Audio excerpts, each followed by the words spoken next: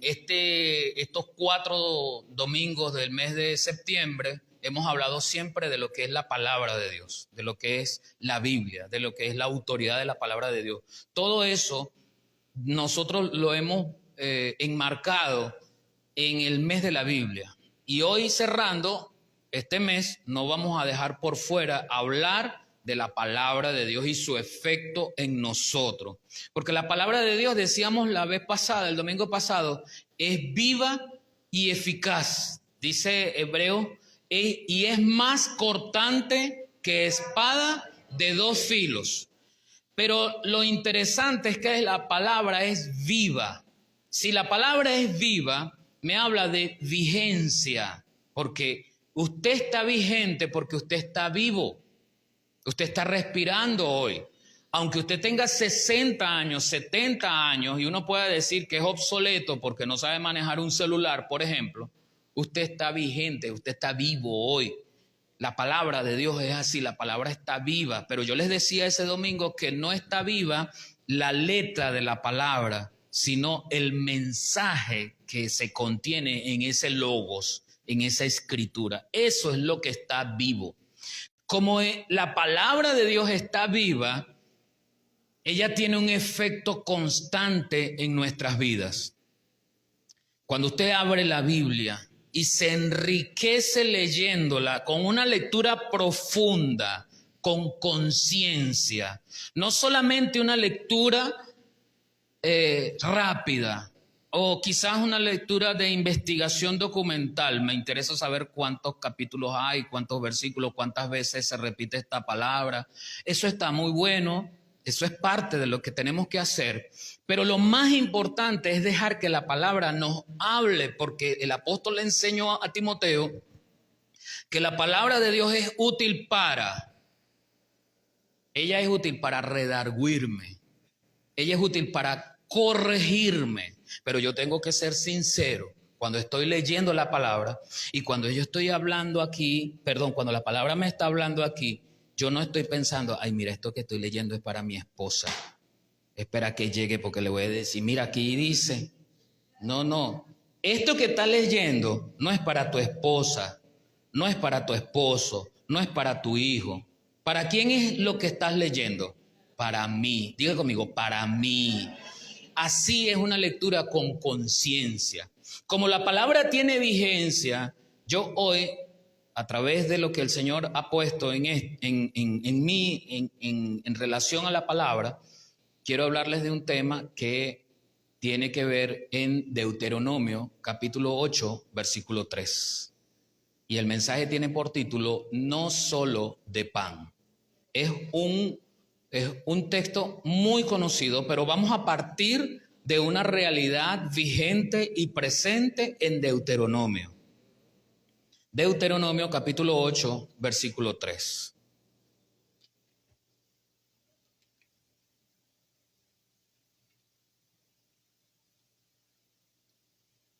Israel se encuentra por atravesar, está a punto de atravesar una de las situaciones más conflictivas, internamente hablando, que han tenido, porque están naciendo como nación, se están estrenando. Como nación vivían en Egipto, pero estaban esclavizados, cada uno de ellos, en los diferentes lugares, en las diferentes casas donde los egipcios los tenían. Reconocían por la transferencia oral, reconocían sus antepasados, Abraham, ¿verdad? Isaac, Jacob, José, que era el más significativo porque con José como gobernante en Egipto se le permitió a Isaac y a sus hijos entrar hace más de 400 años. Estoy ubicándome en este contexto de Deuteronomio. Así que ellos ahora, con Moisés en la vanguardia, se enrumban a la tierra prometida para ser una nación grande. Porque esa fue la promesa que Dios le dio a Abraham. Y haré de ti una nación grande. Así que ellos se enrumban a eso. Todo lo que iban a experimentar durante ese trayecto marcó la esencia de Israel como pueblo de Dios. Pero también cuando lo estudiamos nosotros, eso marca nuestra esencia, porque las promesas que fueron dadas en Abraham fueron ratificadas en Cristo y en Cristo para nosotros, su iglesia. Así que cuando el pueblo de Israel se encamina hacia el desierto, tienen que atravesar también por las luchas internas del yo de individual y del yoísmo del pueblo.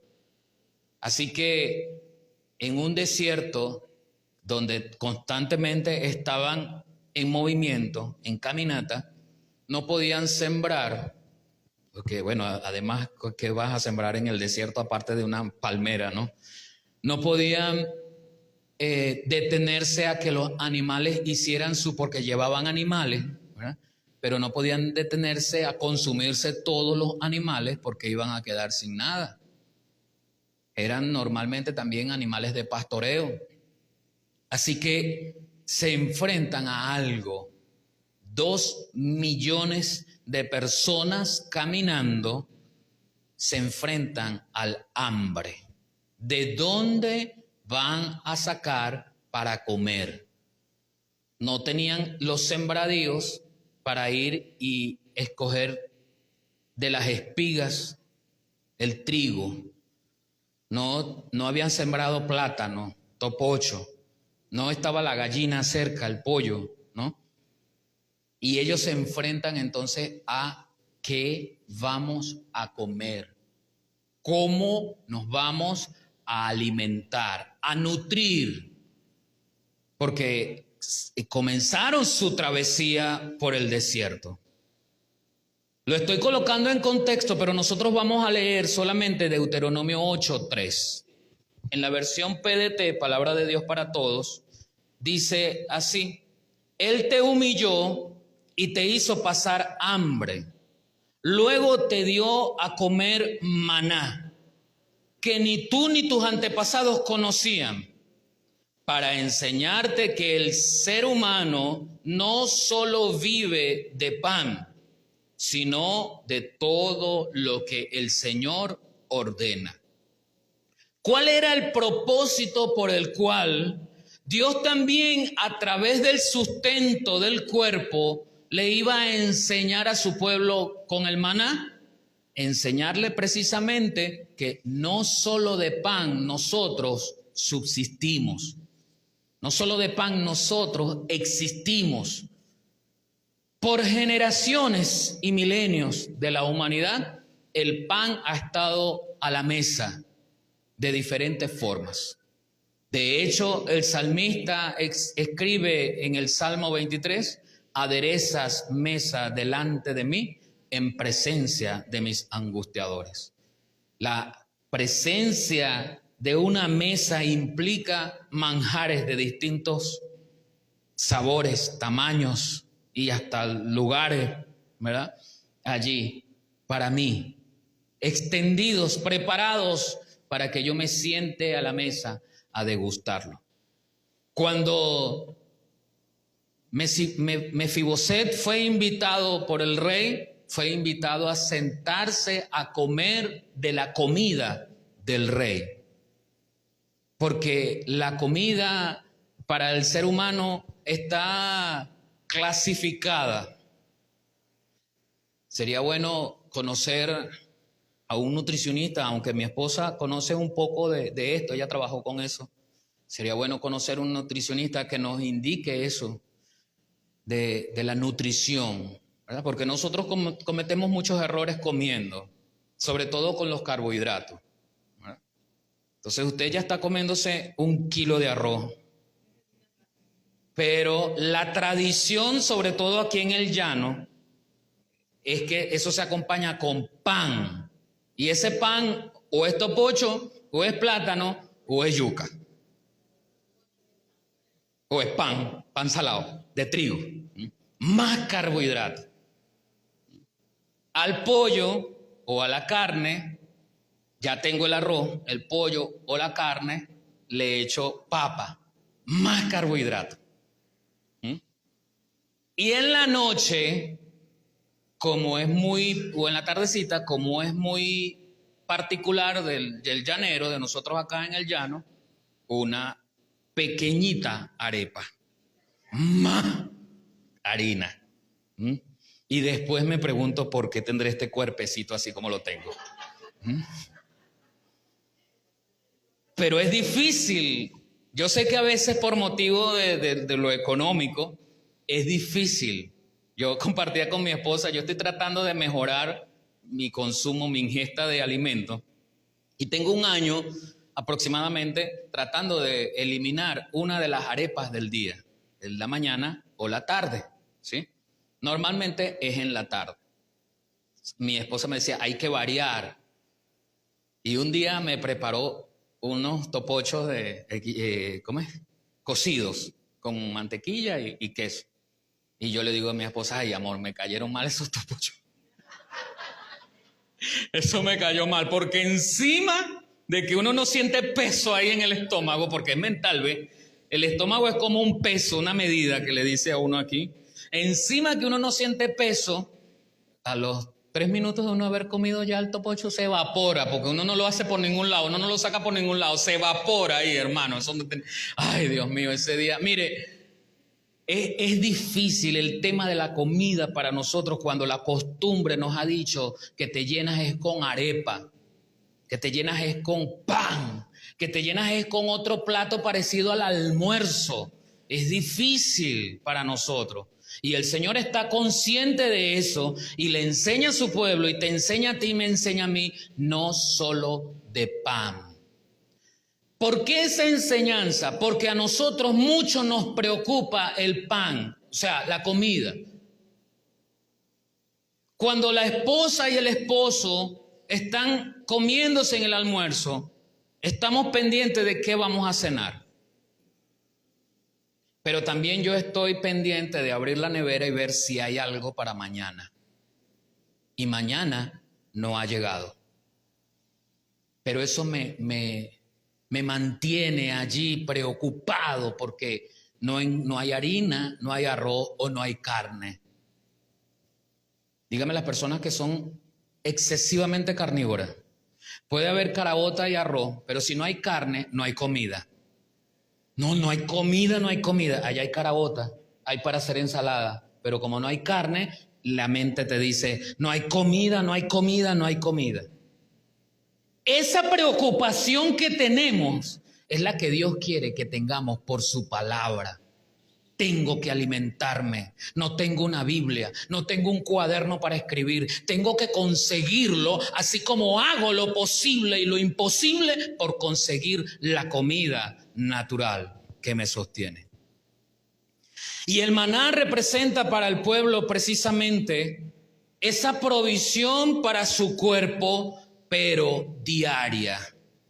Fíjense que cuando el Señor da el maná, le explica al pueblo, yo quiero que yo he venido diciéndole esto y espero en el Señor, tanto los que nos están viendo como ustedes que están aquí, que usted sea obediente. No lo voy a preguntar, pero lo voy a dejar a su conciencia. Cada vez que yo le digo, espero que usted lea esto en su casa, yo también estoy esperando que usted lo haga. Porque ese es el complemento de lo que usted recibe aquí. Usted llega a su casa y lee el capítulo 7 de Deuteronomio y el capítulo 8 para entender el contexto. Allí va a entender y a saber lo que yo le estoy diciendo en resumen. La provisión del maná era diaria y había una limitante que Dios les puso. No recojan para mañana. Recojan para comer hoy. ¿Cuándo había que recoger para comer? Hoy. Nadie sabe, estaba investigando, nadie sabe exactamente cómo era el maná. Más allá de la descripción que nos da la Biblia, que era una hojuela con sabor a miel y no recuerdo ahorita qué otro sabor tenía. Más allá de eso, no hay una fotografía que nos diga, estaba leyendo por allá y también veía una fotografía que se dice que el maná era como un hongo, de esos que salen en los árboles, algo así parecido. Sin embargo, por el relato bíblico sabemos que no era un hongo que salía de un árbol, porque la palabra nos enseña que caía del cielo como un rocío en la mañanita. ¿Qué tenía que hacer el pueblo? Levantarse y recoger exclusivamente lo que se iba a comer en el día. Eso me dice a mí que la gente tenía que saber por medida y dependiendo del número de familias que tenía en su casa, cuánto iba a recoger, en canasta o en sacos, no sé. Pero eso ya debería ser. Los que intentaron recogerlo para tener, porque es nuestra preocupación, hermano. Por eso yo le decía a usted, es nuestra preocupación que en la nevera siempre haya 1 kilo más, 1 kilo más, 1 kilo más. Esa es nuestra preocupación. Nuestra preocupación es que en la alacena, como se le dice en el exterior, ¿no? En el pote de la cocina, como se le dice aquí, de los víveres, haya 2 kilos de arroz más, 2 kilos de pasta más. Esa es nuestra preocupación. Eso es, hermano, esencial, eso es elemental de nosotros como seres humanos. Y el pueblo, muchos de ellos tuvieron ese ímpetu de recoger para mañana, por si acaso mañana a Dios se le olvidaba, ¿verdad? Echar el rocío del maná. Pero a los que de repente lo intentaron, la palabra nos cuenta que eso se podría. Le salían gusanos, que el mismo gusano hacía que se pudriera el maná. Entonces, la provisión del maná era diaria. Y era diaria para que el pueblo dependiera de Dios. ¿Depende usted de Dios? No solo para su provisión material. Estoy hablando de la necesidad de la provisión espiritual, de conectarme con Dios. ¿Dependo yo de Dios? Así como algunos de repente estemos apegados al café, que nos entra un estiriquito o un dolor de cabeza porque no tomamos café. ¿Me da dolor de cabeza si hoy no he leído la palabra? ¿Me da dolor de cabeza o me da una tembladera si hoy no he estudiado algún texto bíblico?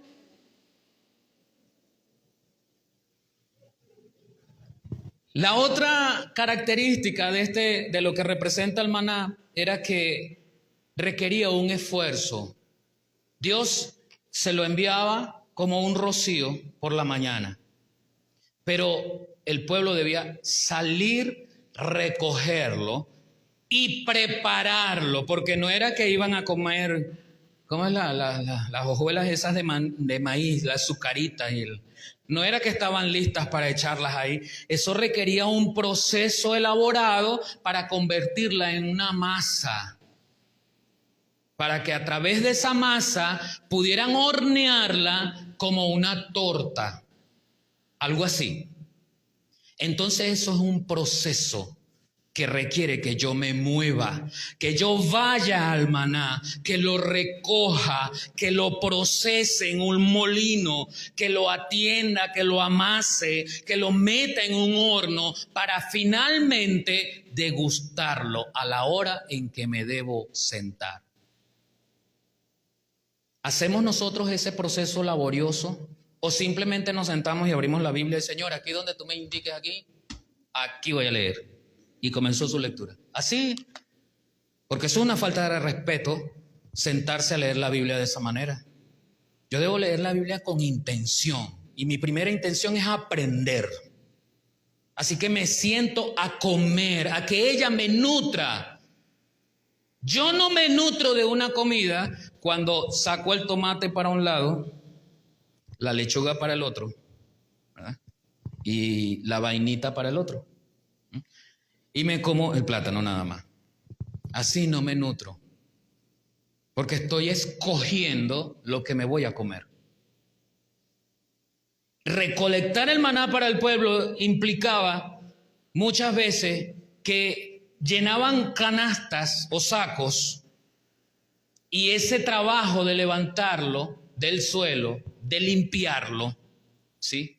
de procesarlo en un molino o en porque no eran molinos de los que nosotros conocemos hoy, era una rueca o una rueda, ¿sí?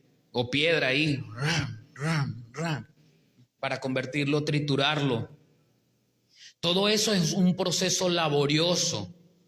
¿Acaso acaso usted hoy vamos a nuestro maná de esa misma manera? Nos preparamos, apartamos tiempo. Este es mi tiempo de lectura, de estudio. Este es mi tiempo donde tengo que poner en avión el celular, en modo avión, o lo apago. Este es mi tiempo donde no voy a recibir visitas, que yo sé que nadie viene, no viene el hijo, no viene el nieto, no viene la sobrina, no viene el cuñado, no viene nadie, ¿verdad? Este es el momento donde voy a concentrarme. Es un proceso laborioso de escoger lo que me voy a comer. El maná también representa esa provisión en el desierto. Precisamente la que está dando Dios es la que le conviene al pueblo. Fíjense, hermanos, una cosa, y es que el pueblo de Israel durante esos 40 años en el desierto, si no tenían la oportunidad de criar animales, ¿de dónde salieron las sandalias? Que a veces a uno no le dura el par de zapatos ni 2 años. Y ellos estuvieron 40 años en el desierto. ¿A qué zapatería fueron a comprar zapatos nuevos o a remendar los que ya tenían? Si no tenían eran originales, ¿verdad? Esos que duran mucho. Si no tenían tiempo de establecer siembra o de hacer cualquier intercambio comercial, ¿de dónde sacaba la tela? Que a veces ni siquiera ya después de 4 lavadas ya la camisa de uno está ahí toda. Y si no es la lavada, son las hormigas que empiezan a abrirle hueco a la camisa de uno. Pero la palabra no nos habla en ninguna manera que fueron a ningún centro comercial a reabastecerse de prendas de vestir, de zapatos. No nos dice. Pero estuvieron cubiertos por Dios en esa provisión donde fueron alimentados de la manera correcta.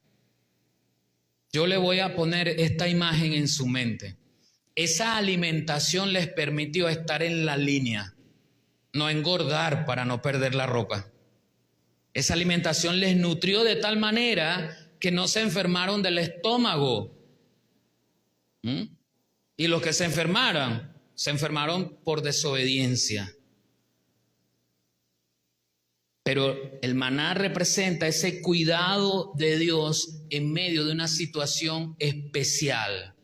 ¿Cuántos de nosotros acudimos a la palabra en medio de una situación especial? Yo necesito tomar una decisión muy personal. ¿Acudo a la palabra a ver qué me enseña la palabra? ¿Qué broma con nosotros cuando necesitamos que el Señor nos guíe en nuestro camino como solteros o como casados? ¿Acaso voy a la palabra? Señor, ¿será que este muchacho, esta muchacha, me conviene? Porque eso es lo que yo tengo que preguntarle al Señor. Más allá de que si lo puedo hacer, recordemos que el apóstol Pablo dice, todas las cosas me son lícitas. Entonces, para usted y para mí la pregunta es, ¿lo puedo hacer? No, esa no es la pregunta. Porque ya el apóstol me dice, todas las cosas me son lícitas. Casarme es lícito. Aquí en Venezuela casarse es lícito, es legal, pues. La pregunta es, la otra parte que dice el apóstol Pablo, ¿me conviene a la luz de tu palabra? Uno de los textos más violados, aparte de no pecarás, es no te unirás en yugo desigual con los incrédulos. Es uno de los textos más predicados y uno de los textos más violados. Porque es que cuando vienen los sentimientos y las hormonas de nuestro cuerpo nos vuelven locos. Y puede ser un mundano, una mundana, pero ese me tiene loco, loca, y para allá voy. Me hace falta ponerme unos lentes así como el Urín y Tumín. ¿Saben lo que era eso? Unas piedras en el Antiguo Testamento que los profetas de visiones las utilizaban precisamente para ver visiones. No, o sea, yo me puse los lentes, pero no era que las piedras venían en lentes, no, no. Pero me refiero, la idea es que necesitamos unas piedras como esa para cuando veamos a ese prospecto o esa prospecta, esa piedra nos va a indicar los cachos y el tridente y la cola que tiene ese fulano o esa fulana. Y es increíble que mis pasiones desordenadas me lleven a obviar lo que dice la palabra. No os unáis en yugo desigual con los incrédulos. Por eso es que tenemos tantos matrimonios desiguales que no estaba en el plan de Dios, pero como yo soy desobediente, como mis hormonas me ganaron, como la química cerebral le ganó a la conciencia espiritual, entonces terminé casándome con una mujer o terminé arrejuntándome, como se dice popularmente, con un hombre que la palabra expresamente me dice no. ¿Voy yo a la palabra en medio de situaciones especiales? Necesito saber qué voy a hacer, qué voy a estudiar, necesito hacer este negocio, necesito hacer aquella inversión, necesito hacer este gasto. Voy a la palabra. La palabra me enseña, contentos con lo que tenéis, pero nosotros siempre queremos más. Somos envidiosos. Y vemos a aquel llegó con un carro y yo tengo una moto y ay, yo quiero un carro. Somos envidiosos. Vemos a aquel que llegó con un celular de último y yo tengo el mío, pero el mío ya está feíto. Él funciona, llama, me conecto a las redes sociales, pero como no es el que tiene aquel de última tecnología, mi envidia me gana. Agarro un dinero que estaba reuniendo para algo, me compro ese celular y ahí me meto en problemas. ¿Se da cuenta? Porque desvío una cuestión que era innecesaria. La palabra me enseña, ¿ves? La palabra, yo voy a ella, contentos con lo que tenéis. Entonces el maná representa para nosotros, hermanos, esa dependencia de Dios, acudir a Él en medio de cualquier situación especial. La palabra me enseña, la palabra es vigente. Ella me va a decir por cuál camino voy a andar. Ella me va a decir por dónde yo tengo que recorrer. O por lo menos me va a situar en esta idea. Espera. Porque es que también a nosotros nos gustan las cosas así de rápido, ¿eh?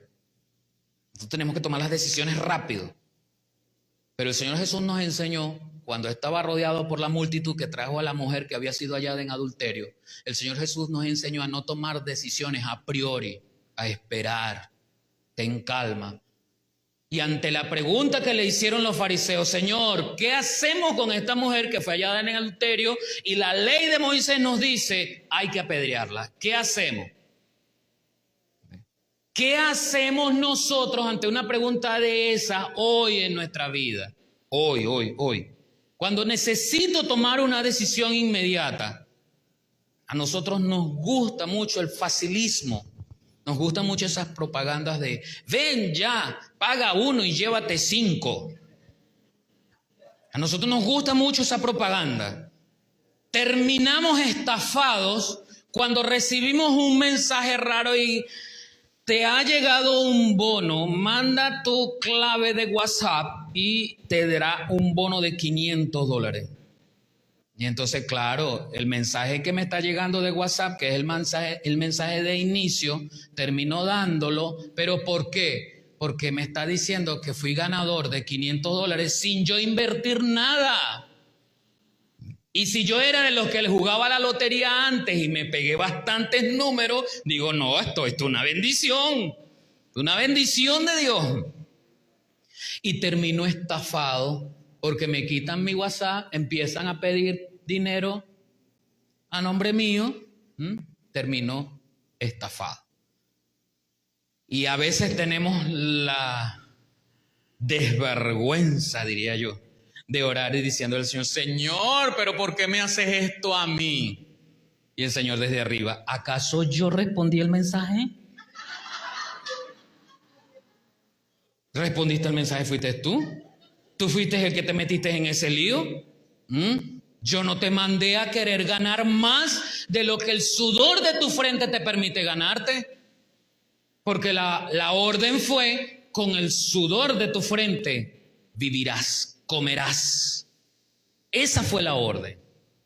La orden no fue, juégate este numerito para ver si con ese numerito puedes abultar un poquito lo que te entra. Pero hay algunos que seguimos con ese numerito. A mí me preocupa mucho que sí, hermano, nos tenemos que solidarizar. Sí es cierto. Pero a mí me preocupa mucho eso, de que cuando yo soy promotor de alguna rifa y encima por la lotería de tal, puede ser, hermano, con la mejor intención. Pero David quería llevar el arca con la mejor intención, moverla de un lado a otro. Y sin pedirle permiso a Dios, en una labor que no le correspondía a él, usted sabe las consecuencias que sufrieron aquellos que acompañaron a David en la travesía para tratar de mover el arca sin permiso de Dios.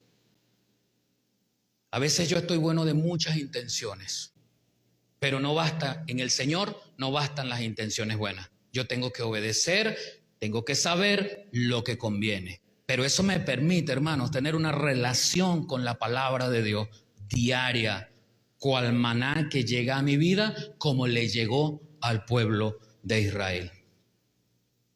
El propósito del nuevo alimento, porque es que el maná, como le dije, era símbolo de la provisión diaria de Dios, era símbolo de la dependencia de nosotros hacia Dios, era símbolo no solamente de supervivencia, sino de bienestar, era símbolo de fidelidad de Dios, era símbolo del trabajo laborioso que nosotros tenemos que hacer, o en este caso que el pueblo de Dios tenía que hacer. Pero también ese nuevo alimento que dice el Señor es un alimento que ni tú ni tus antepasados conocían. ¿Cuándo había visto Isaac, Jacob, José o alguno de los otros patriarcas? ¿Cuándo habían visto con sus ojos el maná descender del cielo? Nunca. Nunca. ¿Cuándo había visto el pueblo de Israel, esa generación que recibió el maná, pero que estando en Egipto, cuándo habían visto eso? Nunca. De hecho, hermanos, estaban tan acostumbrados a eso que más adelante usted lee la historia del pueblo que se cansa del maná. Se cansa de salir a recoger, a trabajarlo para comer de lo que Dios envía. Y pecan murmurando contra Dios.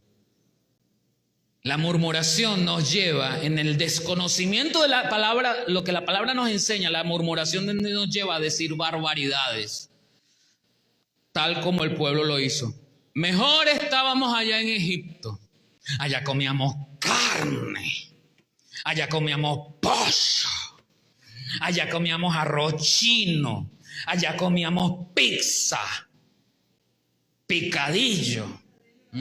Y aquí, esta cosa que nos está llegando, mire lo que la murmuración hace en nuestras vidas. Es tremendo, es tremendo.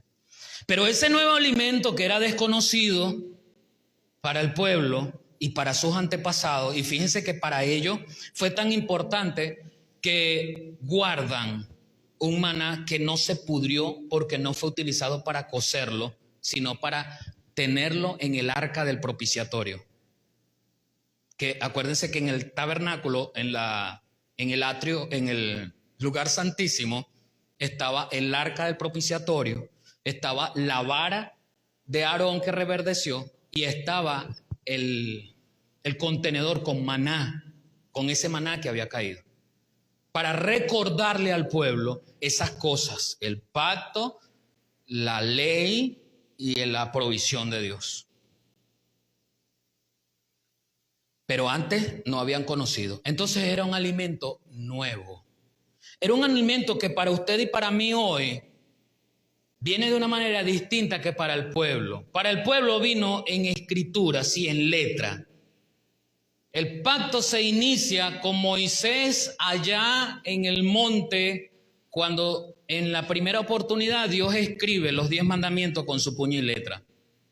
Pero estaba el pueblo desesperado abajo y le piden a Aarón construir un becerro. Construye el becerro. Cuando Moisés llega, lo primero que hace es que la rabia, la frustración lo lleva a romper las tablas. Bueno, usted ahí sigue, vuelven a escribirse. Esas sí las escribe Moisés. Ni modo, Dios le dijo, no seas flojo porque yo no te dije que las rompiera. Ahora la escribes tú. Escribe las tablas Moisés.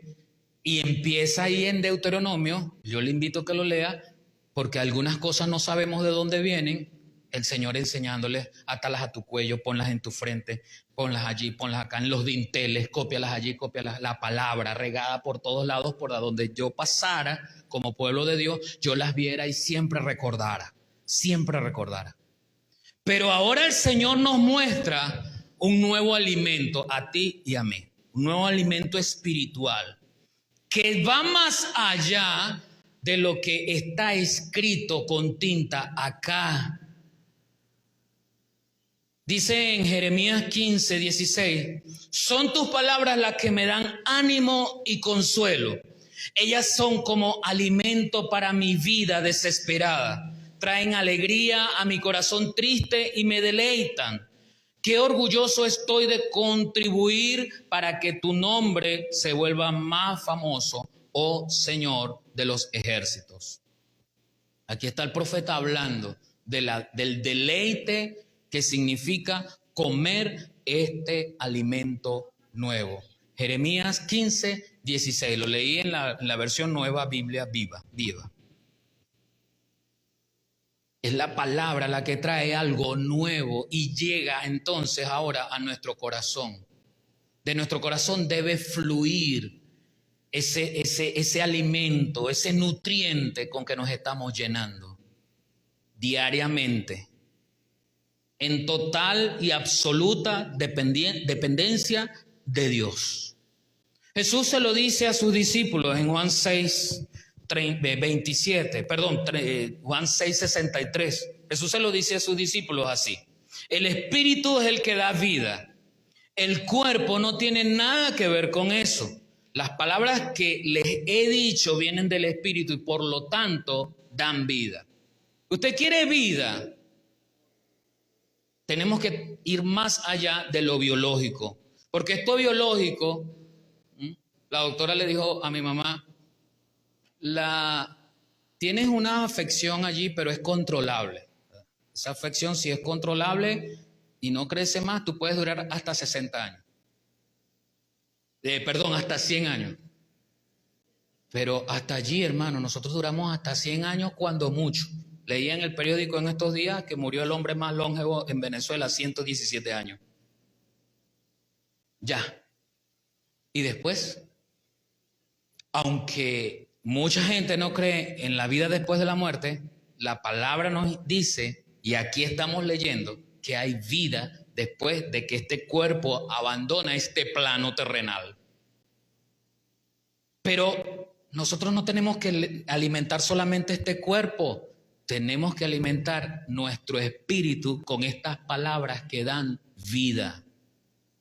Y el alimento es nuevo, no es conocido para nosotros, es desconocido.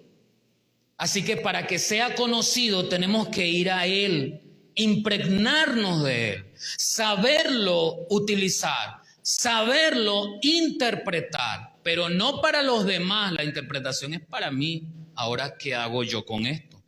Leí esto y esto me está enseñando este principio, este valor, esta responsabilidad. Ajá, ¿y ahora qué hago con eso? ¿Ahora qué hago con eso?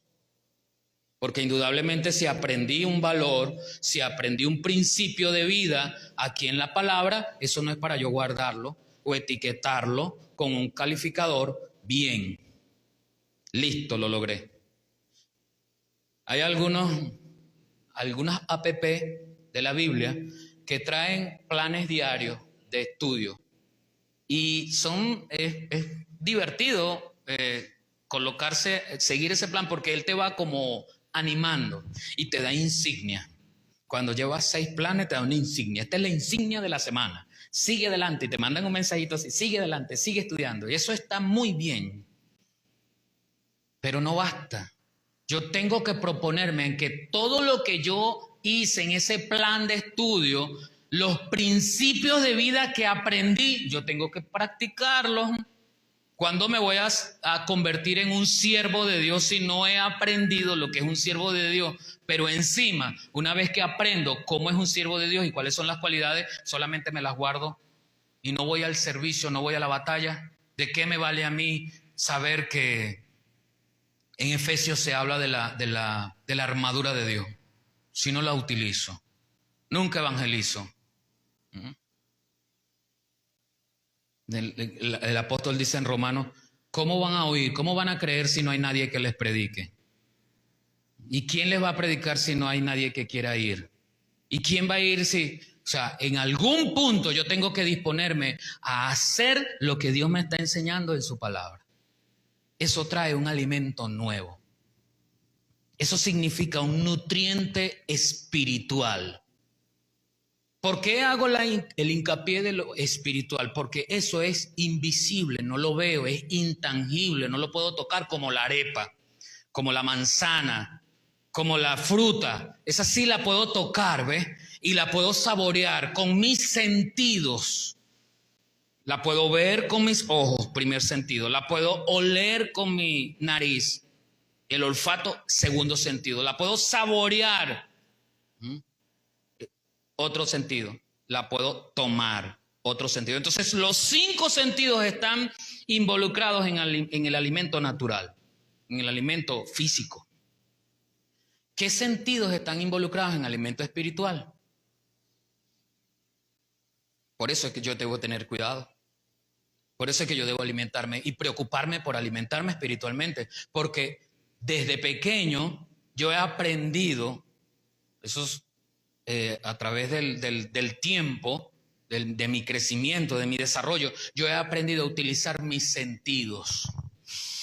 Ay, se diferencia cuando es una carne, un pecho caldereado de un guiso. Eso solamente por aquí, no tengo que ir a verlo, solamente por aquí ya yo sé diferenciar que le hace falta como ajoporro. Sí, le hace falta. Eso nos volvemos expertos. Pero ¿qué sentido nos agudiza la necesidad de comer el alimento espiritual? De tocarlo, de saborearlo. Entonces tengo que trabajar en mis sentidos espirituales, conectándome a la palabra para yo tener esa necesidad de ir al hambre, de ir a la palabra, porque bienaventurados son los que tienen hambre y sed de justicia, porque ellos serán saciados. ¿Se da cuenta? Ahora bien, tenemos también, ese maná nos ha enseñado que la palabra nos muestra que hay 2 tipos de alimentos, espiritualmente hablando, ¿sí? Jesucristo es el alimento que necesitamos todos. Conocer a Jesucristo es el alimento que necesitamos para vivir eternamente. Aceptar a Cristo y su obra, su señorío, es lo que nos garantiza que pasemos a la vida eterna junto con Él. Eso es lo que garantiza. Lo que garantiza que le sirvamos es cuánto yo me alimento de su palabra. Eso es lo que hemos dicho en estos minutos que llevamos acá. Y resulta que este tema de la palabra nos trae una idea. Yo necesito que la palabra me dé un mensaje. Eso es el rema. El logos es lo que yo leo, como acabo de leer aquí en Deuteronomio 8:3. Por eso te aflijo y te dejo padecer hambre. Ese es el logos, lo que yo leo. El rema es el mensaje, lo que eso me está diciendo, que es lo que estamos hablando. Ese es el mensaje. De ese mensaje yo me tengo que alimentar. Dice el mismo Señor Jesucristo en el mismo libro de Juan, el mismo Evangelio de Juan, capítulo 6, versículo 27, dice: no trabajen para ganar la comida que se daña. Estoy leyéndolo en la versión PDT. Mejor trabajen para ganar la comida que se mantiene siempre en buen estado. La comida que da vida eterna es la que da el Hijo del Hombre. Él es el único que tiene la aprobación del Padre para darla. Alimentarnos de una comida extraña que alguien invente, abrogándose o auto-otorgándose divinidades, es pecado. Porque la palabra nos enseña que el único aprobado por Dios para darnos el alimento espiritual se llama Cristo. Así que a Cristo acudimos para comer, para alimentarnos. Ahí mismo, en unos versículos más abajo, 6:35, dice el Señor, yo he sido aprobado por Dios nada más. Entonces el versículo 35 dice, yo soy el pan de vida. El que viene a mí nunca tendrá hambre. Quien cree en mí nunca tendrá sed. Si constantemente nos estamos alimentando de la palabra de Dios, difícilmente voy a tener hambre de otras cosas. Pero si yo no me alimento de la palabra de Dios, por supuesto que cualquier persona con otro tipo de alimento, eso me va a parecer atractivo, novedoso, actualizado. A algunos les suena, al oído físico, les suena muy bonito esas palabras de hay que actualizarse. Y hasta algunos líderes mundialmente reconocidos, religiosos, han hablado de que a la Biblia hay que actualizarla. No confundamos el hecho de que el logos, o sea, la palabra escrita, pasa por una revisión, ¿sí? Donde se actualizan las palabras, donde se vuelve a utilizar un lenguaje un poco más entendible, pero la mayoría de los traductores y de los que hacen las revisiones tratan de guardar la esencia del rema, es decir, del mensaje que allí debe permanecer intacto. Eso es indudable. Y allí, en la palabra, el pan que me alimenta es Cristo. Acuérdese eso, el pan que te alimenta es Cristo. Ese alimento tiene nutrientes que dependiendo de nuestra edad espiritual, y usted me va a decir edad espiritual, sí, ya le voy a decir por qué. Dependiendo de nuestra edad espiritual, algunos de esos alimentos son convenientes y otros no. ¿Sí? El apóstol Pedro nos habla de la primera etapa, de la primera edad del creyente, que es la edad infantil. La edad donde necesitamos esa primera leche espiritual no adulterada. Ese alimento, dice el apóstol Pedro en su primera carta, capítulo 2, versículos 1 y 2, dice, por lo tanto, desháganse de toda mala conducta, acaben con todo engaño, hipocresía, celos y toda clase de comentarios hirientes. Como bebés recién nacidos, fíjense la comparación, tenemos que desechar algunas cosas. Para los que predican que no, que Cristo te ama, que como tú quieres, ven aquí, siéntate ahí y sigue haciendo lo que tú quieras hacer. No sé de dónde sacan eso porque la palabra dice aquí, pero desháganse de toda mala conducta. Es impresionante cómo multitud de personas son engañadas y perecen por falta de conocimiento, por falta de ir a la palabra, porque algunos malos líderes enseñan con alevosía y premeditación mal. Y digo con alevosía y premeditación porque hoy la tendencia de tener un número grande de congregantes en un lugar nos hace ser permisivos. No importa, ven, siéntate ahí como tú quieras. No hagas esto, no hagas aquello, no hagas aquello, no hagas aquello. Eso no te lo voy a imponer con tal de que se vea bonito, así lleno. Me gusta que la cámara se apunte y se vea así lleno. Me gusta decir, hicieron una cola de 5 horas para poder entrar. Porque mientras más lleno, cuando yo pida dinero, pues más gente está dando. También. O más popular soy yo. ¿Sí?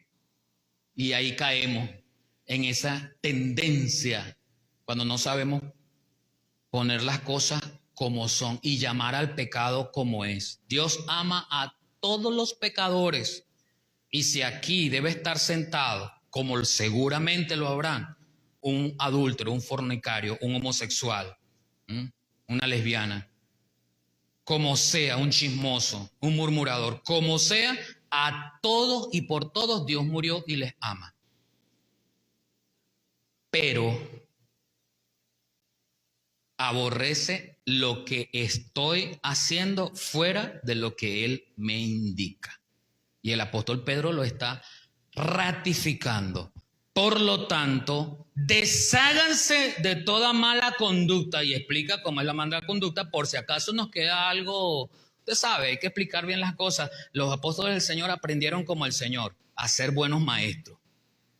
El buen maestro no es solo el que dice, y uno está acostumbrado a eso, yo lo he vivido y traté en mis años de docente de no hacerlo. Esto ya lo deben saber, lo vieron en tercer año, yo me imagino que ya deben saberlo. Para decir eso mejor no lo digo. O enseño lo básico o no lo enseño. Yo no te estoy diciendo que te detengas a enseñar lo que le correspondía al profesor de cuarto año o de segundo grado. Yo no te estoy diciendo eso. Pero no lo digas. Porque eso nos hace ver así como, o sea, yo sí sé, yo soy autosuficiente, tú verás a ver cómo te las arreglas, pero estoy allí como docente ¿para qué? Entonces, si no voy a enseñar, sino que es exclusivamente lo que me dieron a mí a enseñar, pues no soy un docente, un profesor, un maestro a tiempo cabal. Los apóstoles del Señor aprendieron de él a ser explicativo, aunque sea algo básico. Entonces el apóstol Pedro le está hablando a las iglesias, usted ve en la lectura en primera de Pedro 1:1, y él le habla a las iglesias que están en la dispersión, hermanos ya convertidos. Él pudiese ahorrarse algunas líneas y ahorrarse tinta escribiendo, por lo tanto, desháganse de toda mala conducta, punto, y salta al siguiente versículo. Pero él aquí interviene y dice, acaben con todo engaño, y hace una lista, hipocresía, celos y toda clase de comentarios hirientes. Y ahí salta a lo que nos, en este momento, a lo que nos alimenta esa primera fase como bebé recién nacido. A todo bebé recién nacido le es pertinente, importante, necesario la alimentación básica, que en nuestro caso, la biología humana, es la leche materna. Insustituible. Insustituible. Es la leche materna la que le proporciona al bebé todo lo que necesita, aunque las abuelitas quieran darle un poquito de agua, ¿verdad? Porque ellas aprendieron allá a darles agua. No, la leche materna tiene su propia agua. ¿Ves? No necesita nada. Ay, que quedó con hambre. Hay que meterle atol, hay que meterle leche. Es la leche materna, por lo menos los 6 primeros meses de vida del niño. Más nada, el niño no necesita más nada. Quedó con hambrecita, pobrecita, vamos a hacerle otro poquito de leche. Es la leche materna. Métele leche materna, leche materna, leche materna. Entonces el apóstol Pedro, sabiendo esto, fíjense, para este caso, la biología, la ciencia, acerca de la maternidad, no se sabía mucho, como hoy. Pero él dice, como bebé recién nacido, desead, lloren, porque ¿cómo desea un niño la teta? Llorando, llora por la leche espiritual. Eso es lo que dice el apóstol Pedro. Llora, clama por la leche espiritual no adulterada. Y continúa diciendo, es una leche espiritual pura para que crezcan a una experiencia plena de salvación. Somos salvos por esa palabra de salvación y nos nutrimos en la primera edad infante de nosotros como creyentes, nos nutrimos con la leche espiritual, la leche espiritual pura, no adulterada. Esa es la que asegura en nuestras vidas que somos salvos. Porque entendemos el plan de salvación que es eterno, pero entendemos nuestra actuación en función de ese plan de salvación. Dice, pidan a gritos ese alimento nutritivo. Este es un alimento que es para los inicios de la vida cristiana. Cuando yo recién recibo a Cristo, es necesario que yo me alimente de ese alimento. Es muy necesario. Pero cuando yo estoy creciendo espiritualmente y no tiene nada que ver con mi tiempo en la iglesia, ojo, no es que después de 6 meses en la iglesia, después de un año que hayas sido convertido, no. Después que tú te has apropiado del ABC, y en Hebreos tú vas a encontrar cuál es el ABC, o sea, cuál es esa leche espiritual. Luego se habla de una lista de lo que es esa leche espiritual, la doctrina de la salvación, la imposición de manos, esto y aquello. Cuando eso está listo, yo he madurado y paso a la siguiente etapa, que está conectada entre la leche espiritual y la siguiente etapa.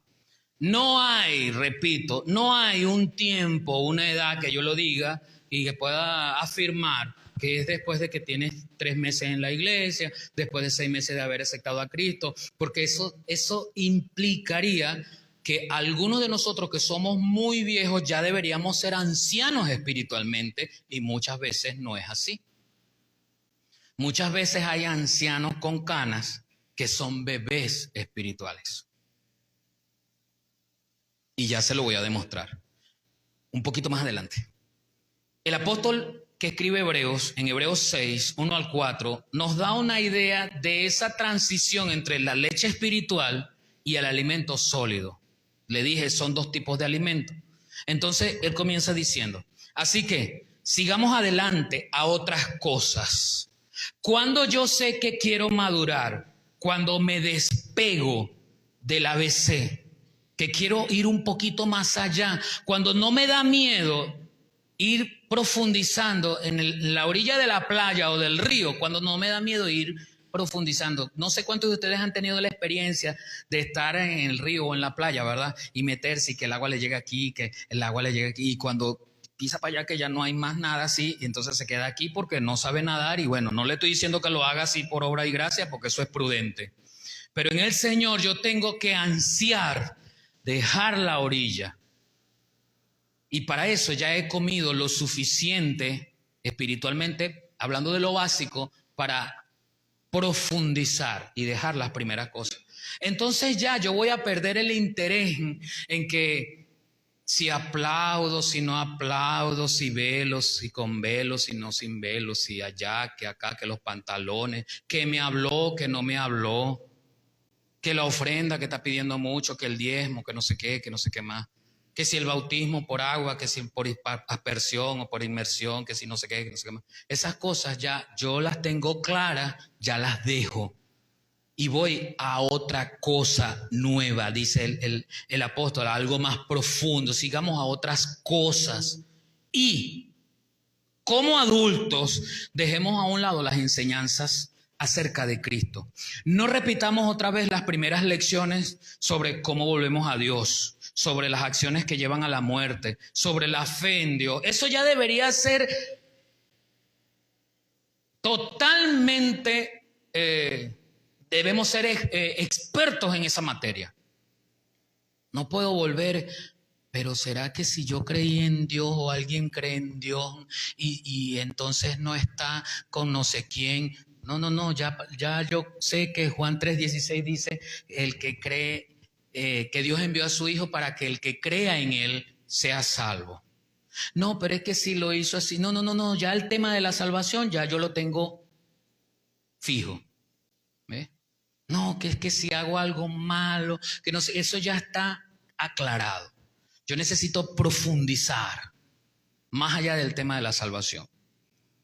Dice, dejemos ya lo que se refiere al bautismo, la imposición de manos, la resurrección de los muertos, el juicio eterno. A nosotros, una vez, hace como 10 años, yo prediqué una predicación, recuerdo que tenía por título, ¿y si? Eso, así, ¿y si?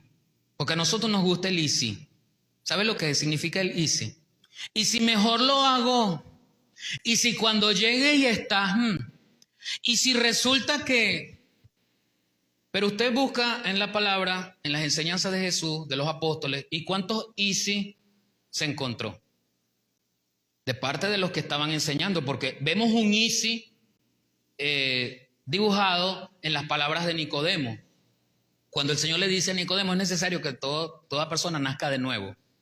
Entonces Nicodemo utiliza un easy en otras palabras. O sea, él condiciona, él se pregunta, ¿es que acaso alguien puede volver a entrar? Él sabe que biológicamente es imposible, pero ese es un easy. Le estoy poniendo una condición a la enseñanza que el Señor me está diciendo, a lo que Él me está enseñando.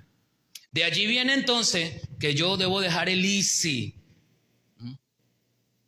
Y si yo lo veo allá, él no aceptó a Cristo, pero y si yo lo veo allá, cuando allá se pase lista. No, ya eso pasó. Usted debe saber que la persona que no confiesa a Cristo como su Salvador, indudablemente no va para el cielo.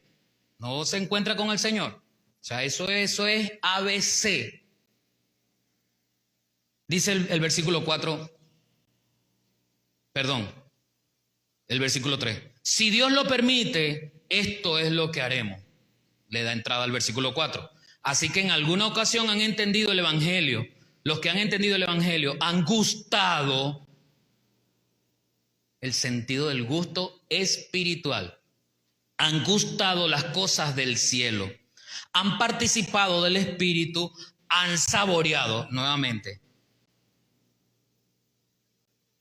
la palabra de Dios y los poderes del mundo venidero. Ese es el alimento espiritual no adulterado, la leche, lo básico. Pero ahí vamos, indudablemente cuando ya yo quiero despegarme de eso, no es que me voy a olvidar. Cuando usted aprende a dividir en 3 cifras y se mete con las ecuaciones, o cuando usted aprende a multiplicar de 4 cifras y se mete con las ecuaciones, usted olvidó multiplicar. No, porque ahora va para ecuaciones y debe utilizar la multiplicación, pero para algo más complejo. Ahora va a ser ecuaciones lineales, ecuaciones cuadráticas, ecuaciones no sé cómo. Yo no soy muy bueno en matemáticas, pero el profesor allá, José Luis, me puede ayudar, ¿no? Dígame, cuando se está viendo matemática 1 y 2 en la universidad, límites e integrales, derivadas, ¿ah? Dejamos la suma, que fue el ABC, dejamos la división, que fue el ABC, dejamos la multiplicación. No, esa es la base para responder derivadas integrales y pare usted de contar los otros cálculos que se ven. Entonces no es que ya no tenemos en mente la palabra de salvación, que es el ABC, es que ella ya es la base, ya se debe haber solidificado, ya se debe haber secado esa base, que es la palabra de salvación. Sobre esa base nuestra vida espiritual va creciendo, indudablemente. Entonces el apóstol el apóstol de los Hebreos dice en el capítulo 5, versículos 12 y 14, porque ese alimento que recibimos, que es la base, nos permitirá entonces comenzar a dar los primeros pininos. Y de los pininos viene una caminata, ¿verdad? Normal. Y de la caminata viene un trote. Y del trote viene una carrera. De la carrera viene el maratón. Y de la maratón una prueba de velocidad. Pero todo comenzó hace un tiempito atrás con un gateo que nos permitía irnos levantando, ejercitando. Eso es lo que se conoce como motricidad fina y motricidad gruesa. Dice Hebreos 5, 12 y 14. Ya es hora entonces, cuando estamos dejando la leche espiritual, ya es hora entonces de que sean maestros. Pero todavía necesitan a alguien que les explique lo más elemental de las enseñanzas. Fíjese la decepción del apóstol. Ya es hora de que sean maestros, pero aún necesitan quien les explique lo elemental. Todavía necesitan las enseñanzas que son como leche, pues no están listos para la comida sólida. El que se alimenta con leche todavía es un bebé. ¿Se acuerda que le dije que hay ancianos físicamente con canas que son bebés espirituales? No me miró, no me visitó, no me habló. No dejaron mi puesto libre para que me sentara donde siempre me siento. Me miró feo. No me dieron el plato de comida que era. No me regalaron una Biblia que el pastor regaló tanto por ahí. No me visitan. Y pare usted de contar. Esos son los que todavía necesitan leche espiritual, los que incluso hay que llevar babero para que, los que necesitan ser nombrados. Haga algo. No, yo no necesito ser nombrado, yo necesito hacerlo. No necesito ser nombrado. Todavía necesitan las enseñanzas que son como leche, pues no están listos para la comida sólida. Versículo 13. El que se alimenta con leche todavía es un bebé y no sabe cómo reconocer el bien. No sabe. La comida sólida es para los que han crecido espiritualmente. Aquí está la comida sólida. La comida sólida es para los que han crecido espiritualmente. Y para aquellos que por la práctica, entonces ya yo dejo la teoría, para que lo que yo aprenda de aquí, yo ahora lo voy a practicar en mi vida, con mi esposo, con mi esposa. Yo aprendo de la mansedumbre y si estoy casado, con el primero que tengo que ejercitar o practicar la mansedumbre es con mi esposa y con mi esposo, con mis hijos, con mi vecino, con mis compañeros de trabajo, con mis hermanos en Cristo.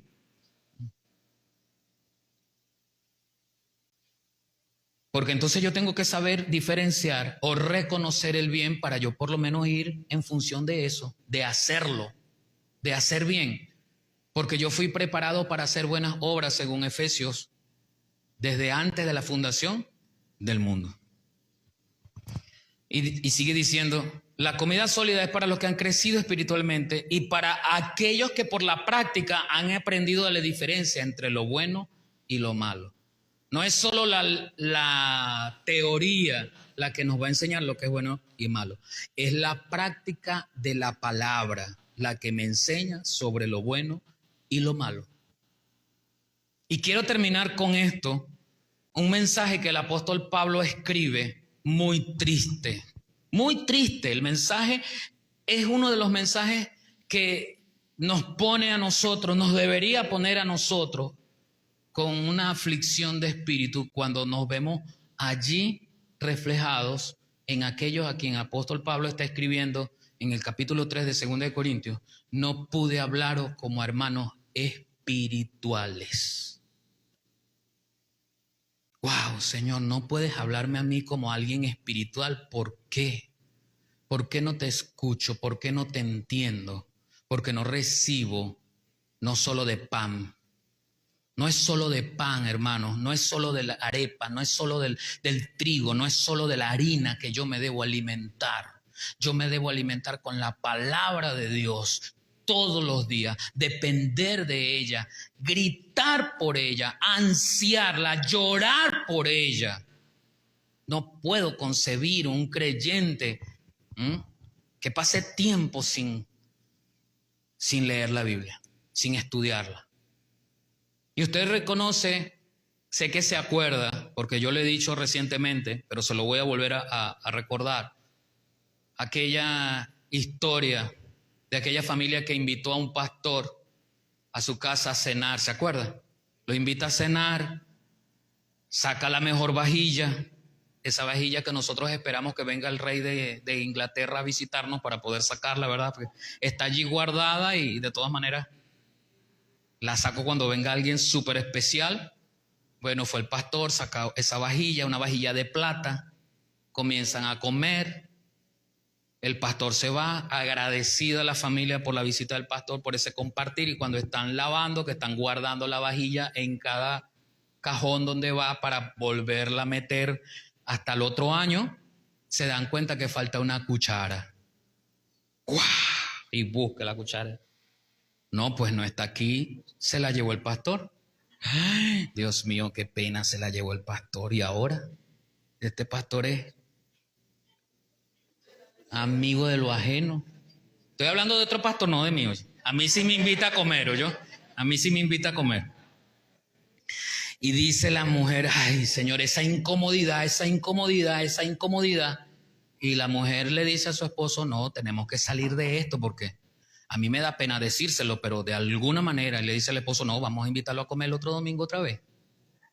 Bueno, vamos a invitarlo a comer el otro domingo otra vez y ahí le decimos, sí, el otro domingo, pastor, vamos a cenar, vamos a comer. Se lo llevan otra vez y le sirven su comida, pero sin la cuchara. Y el pastor, Bueno, discúlpeme, pero me hizo falta la cuchara. Y aprovechó la pareja porque era el momento ideal. Era el momento exclusivo de sacarse esa espina. ¿Ah? Ay, pastor, pero esa es la cuchara que usted se llevó el domingo cuando vino pasado. ¿No se acuerda? Y le dice el pastor, ay, hermana, perdón, pero la cuchara la metí en su Biblia. Ahí está la cuchara. ¿Cuántos de nosotros pasamos una semana sin abrir nuestra Biblia? Sin ir a la fuente que nos debería alimentar todos los días. ¿Cuántos ya se han montado en internalizar, memorizando Tito 3 y Tito 2? ¿Ve? Y Tito 3 ya tiene 4 meses. Escasamente unos 8 hermanos pasaron por aquí en el trayecto de esos 4 meses. Y Tito 2, esta semana, ¿cuántos se saben el primer versículo de Tito 2? ¿Eh? ¿Cuántas veces vamos a la fuente que nos enseña? Cierre sus ojos allí donde usted está. Esa fuente que nos permite pasar a un estado diferente para alimentarnos, un estado de vida espiritual importante que debiese ser profundo, que debiese ser nuestra nota, nuestro ímpetu. Y hablo de nota porque es un recordatorio que debe convertirse en un hábito para mí. Ir a la palabra, ir a la palabra, ir a la palabra, ir a la palabra. No solo de pan vivirá el hombre, sino de toda palabra que sale de la boca de Dios, como dijo el Señor Jesús. Recordando estas mismas palabras, el Señor Jesús se los ratifica a su pueblo y a sus discípulos. Vamos a pedirle perdón al Señor porque somos desobedientes y no atendemos a ese llanto que debemos tener por la palabra diaria como el maná. Vamos a pedirle perdón al Señor porque somos flojos, queremos leer así superficialmente. Ya leí el Salmo 23 ya, listo, salí de ese compromiso. Vamos a decirle al Señor, perdóname porque soy flojo para leer tu palabra, para escudriñarla, para hacer un hábito de estudio de tu palabra. Perdóname, Señor, por mi flojera. Perdóname, Señor, porque no me importa muchas veces. No te tengo en primer lugar. Perdóname, Señor, perdóname. Mientras usted está allí orando, yo quiero invitar a si hay alguien aquí o detrás de la transmisión que quiera recibir a Cristo en su corazón porque quiere cerrar esa brecha que lo separa de Dios y encontrarse en la palabra el camino real que es Cristo. Coloca en tu mente la necesidad que tienes de sentirte y experimentar el perdón de Dios. Pero para ello tienes que ir al Señor y decirle: Señor, perdóname por mis pecados. Soy un pecador, me arrepiento de lo malo que hice. Perdóname, Señor. Y usted sigue allí pidiéndole perdón al Señor porque no lo tenemos en cuenta en primer lugar. No es necesario que usted me diga a mí que no tiene lentes, no es necesario que usted me diga a mí que no tiene tiempo, no es necesario que usted me diga a mí nada. Usted se lo va a decir al Señor. De alguna manera el Señor le va a proveer. Mi abuelo era un analfabeta, no sabía leer. Y cada día, cada mañana, lo primero que hacía ese par de ancianos era leer la palabra. Mi abuela fue analfabeta hasta que un programa de esos de viejos le enseñó el ABC de la lectura. Y cuando se puso a leer la Biblia, aprendió de manera fluida la lectura. Y mi abuela le leía todos los días la Biblia a mi abuelo, y mi abuelo no sabía leer. Y mi abuelo le recitaba la palabra de Dios como si la leyera. Las excusas las tenemos nosotros. Las excusas las tenemos nosotros.